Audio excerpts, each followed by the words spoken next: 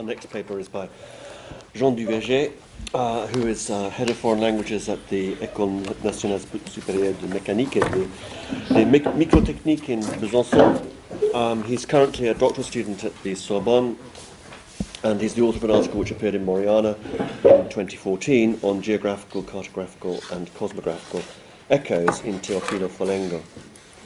And his paper today is entitled "Believe Me When I Swear, for I Cannot Tell a Single Lie.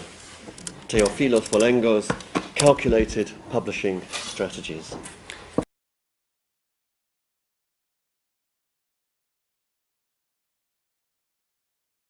Thank you very much. Following the tradition established by Theodosi's Macaronia, published in 1490, Teofilo Folengo, who is better known to the realm of literature by the name Merlin Cocaille, composed in 1517 a macaronic poem entitled Baldus. The poem draws heavily on the chivalric literary tradition, particularly on what Paul Zumthor terms la littérature merlinesque. The complexity of the paratextual material displayed in the two first editions of his work highlights the tangled authorial and editorial strategies devised by the Mantuan poet and his printer Alessandro Paganini. The present paper will explore, therefore, the intricacy of the Folengian paratextual maze through a series of close readings of the prefatoral material, letters and woodcut engravings comprised in the Editio Princeps of 1517, the so-called Paganini edition, and the Toscolana edition, published in 1521, which stands, according to Carlo Cordier, as the true revelation of Folengian art. I will also pay special attention to the 1520 edition, produced by the Venetian press of Cesare Arrivabene, which, despite a few textual variations, is a reprint of the 1517 edition. The Arrivabene edition probably found its way into print against Folengo's will. As Folengo strives to erase his own name through the various masks assumed by the author's persona, he places sharp focus on the author's true intentions, toying with the conventions of chivalric romance, notably with the topos of the found manuscript. Folengo arouses the reader's curiosity while at the same time manipulating his point of view. As I hope to show, the paratextual material contained in Folengo's Baldus operates, as Louise Wilson and Helen Smith note, in multiple directions, structuring the reader's approach not only to the text in question, but to the experience of reading and of interpreting the world beyond the book, thus offering the reader a truly complex and stimulating work.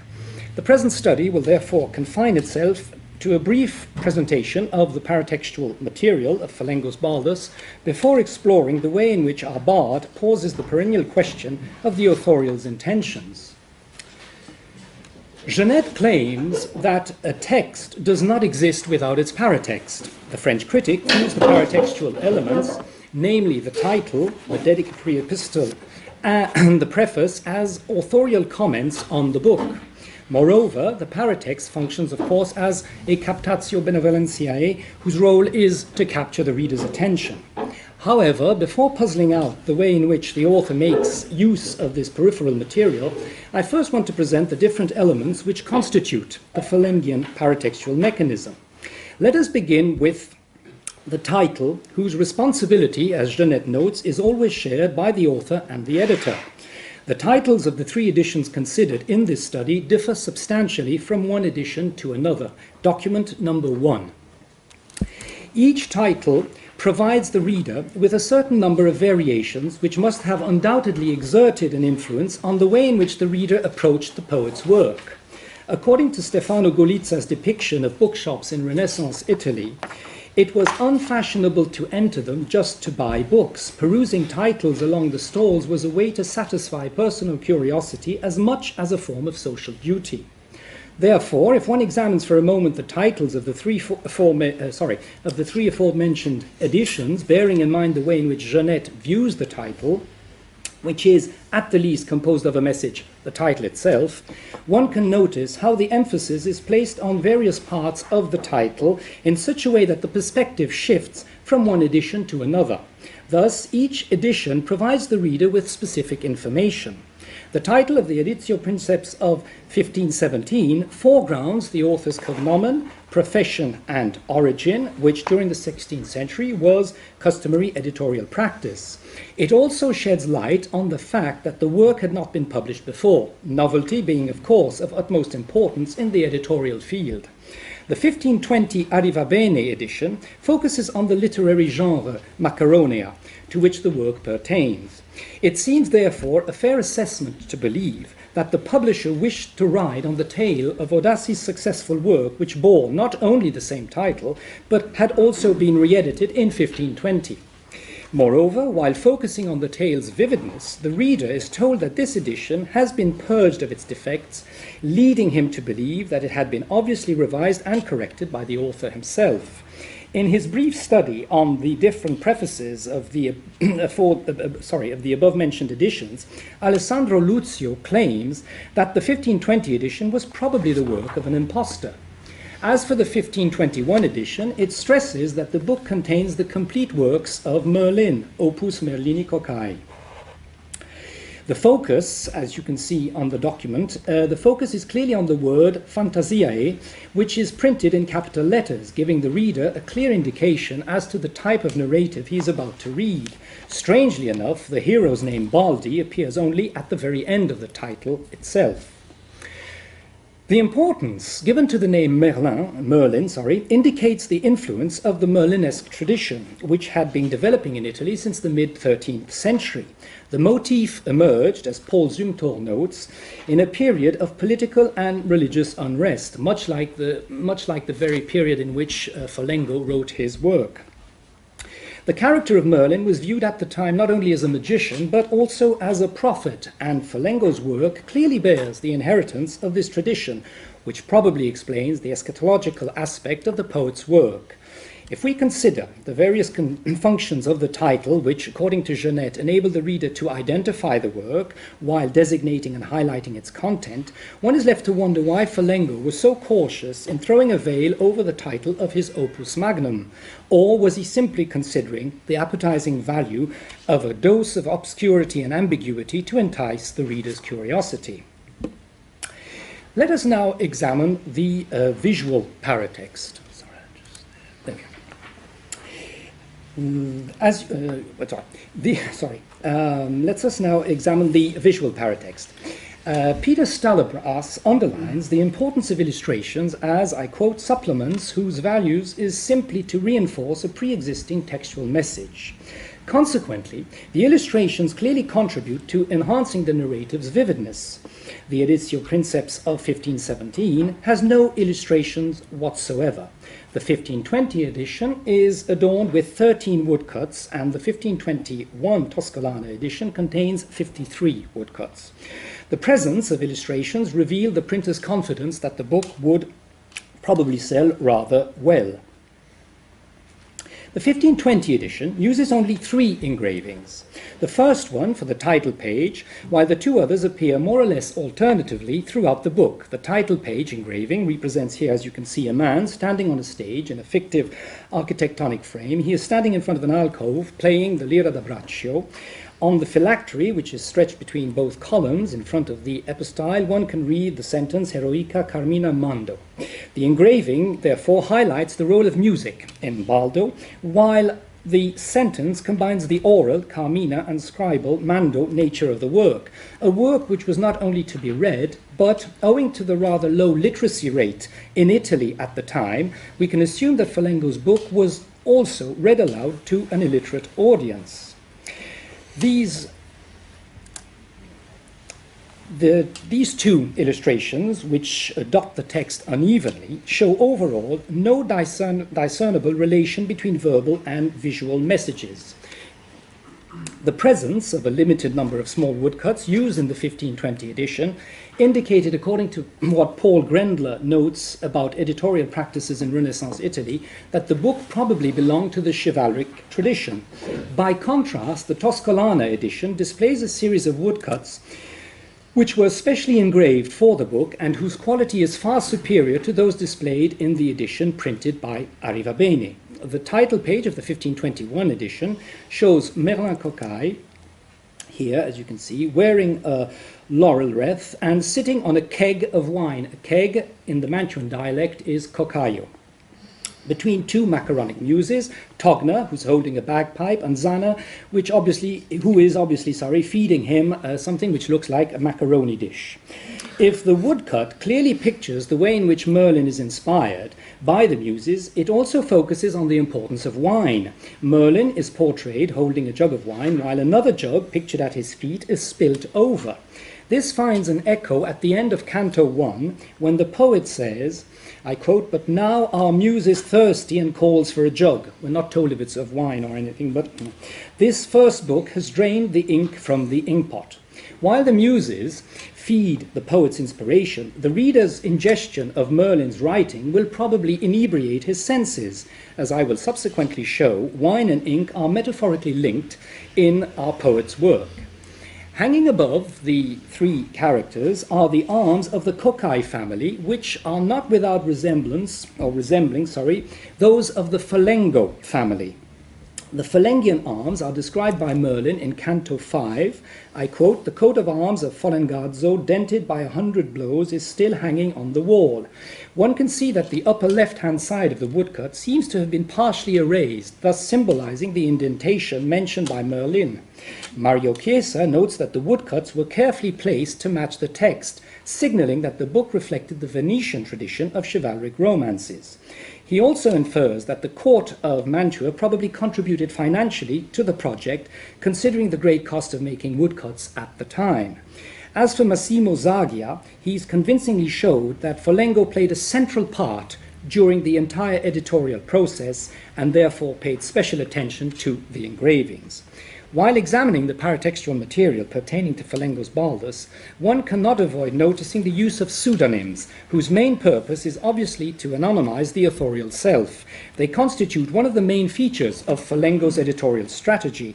Thus, the author seems to constantly elude the reader as he shifts masks from one persona to another. The uncertainty concerning the author's true identity seems to have affected Merlin himself, as the following words attest: "The matters about which I, whoever I am, sing." In order to unveil these different masks and discover the reason which lies behind this editorial strategy, it is necessary to examine the paratextual material, which is at the end of the document I have given you. The Dialogus Philomusi provides the attentive reader with precious indication. It's the very last page. The Dialogus Philomusi provides the attentive reader with precious indications which help him discover who is hiding behind the mask of Merlino. Eudemo tells Eutizio that the author's name, Merlino, was originally Girolamo. "I knew him before he got himself cowled. His name was Girolamo," which was, of course, Folengo's Christian name. However, no mention is made of the name Teofilo, which Folengo assumed on entering the Benedictine order in the spring of 1508. Let us now move to the praises of Merlin, which apparently seems to yield a little more information on Merlin Kokai. In 1517, in the 1517 edition, the text reads, "From Magister Aquarius Lodola, herbalist, expert in the art of enemas, to the illustrious Lord Passerino, Count of Carp, a pamphlet in praise of Merlin Kokayo." Whereas the 1521 edition gives a slightly different reading. From the same Magister Aquarius Lodola to the illustrious Lord Passerino, Count of Carp, on the life and customs of Merlino Kokayo and on the origination of this volume. The expression "from the same" clearly links both editions, while the expressions "on the life and customs" and "on the origination of this volume" attest to Folengo's desire to convey a sense of realism to his fictional narrative, as he anchors it within his own time. In the Paganini edition, Lodola's profession as herbalist is mentioned immediately after his name. This must have obviously alerted the attuned reader as to the nature of the text. Indeed, these itinerant doctors or herbalists had in Renaissance Italy a rather poor reputation, being mainly viewed as charlatans, like the character of Antonio Faventino portrayed in Ludovico Ariosto's Erbolato, quotation number 2. Bearing this in mind, we may therefore infer that Lodola's profession worked as an indication of the fictional and subversive nature of the text. This is confirmed in the opening lines of the Laudes Merlini in the Toscolana edition, quotation number 3. The overall tone is undoubtedly humorous, due notably to the way in which the term herbalist is placed alongside the expression teeth pullers. However, no mention has yet been made about the supposedly real author of the text, Merlin Cocaille. His name first appears on page 5, Merlinum Cocaillum Poetam Mantuanum. And this now leads me to my last point, which is, how was this text rediscovered? The scarcely believable rediscovery of Merlin Cocaille's manuscript by Aquarius Lodola clearly warns the reader about the poem's satirical nature. Its rediscovery toys with the traditional narrative techniques used in travel literature to convince the reader of the trustworthiness of the narrative he is about to read or hear. The herbalist and imaginary editor of Cocaille's poem, Aquario Lodola, discovered, while sailing towards Armenia, the manuscript of Baldo's adventures on a desert island. The island, of course, cannot be located with precision because of the horrid weather conditions which drove Lodola and his companions to land on it. Having landed on the mysterious island, Lodola and his fellow herbalists proceed with great apprehension down into the depths of the earth. They come across a cave with 2 open bronze doors which are marvellously worked and carved. The doors give on to a series of 11 sepulchral monuments. The description given by Lodola is reminiscent of the Renaissance frontispieces which were placed at the threshold of books, creating a liminal space which offered the reader a way of accessing the book. The frontispiece condensed within a page a variety of views which referred to the different parts of the book. Here, the 11 tombs are here to focus on the 11 heroes, who are the heroes of this epic poem.